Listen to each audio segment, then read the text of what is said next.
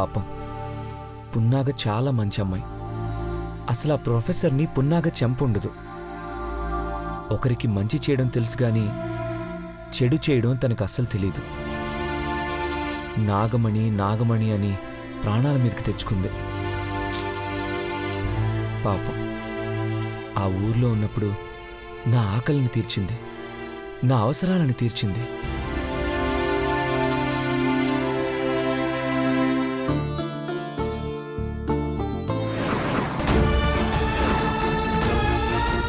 ఈ సరిహద్దు దాటి నేను లోపలికి వెళ్ళలేను తల్లి. నువ్వే వెళ్ళి నా బిడ్డను తీసుకొచ్చి నా చేతుల్లో పెట్టమ్మా.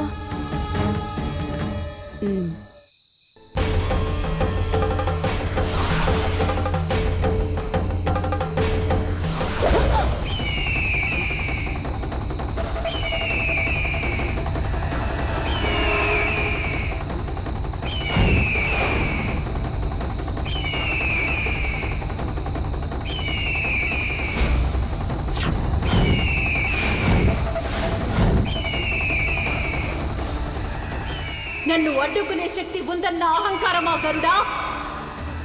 నేను ఒక్కదాని కాదు, 1000 మంది గ్రామ దేవతలని.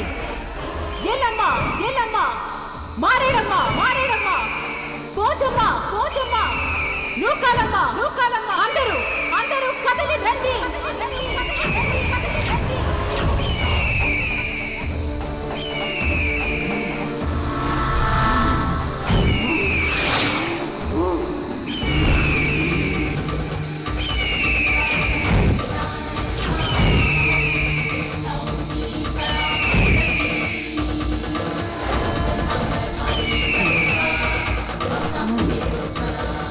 అమ్మా రేణుకమ్మ, గ్రామ దేవతలందరూ ఊళ్ళు వదిలిపెట్టి వచ్చేస్తే ఊళ్ళు ఏమైపోవాలమ్మా?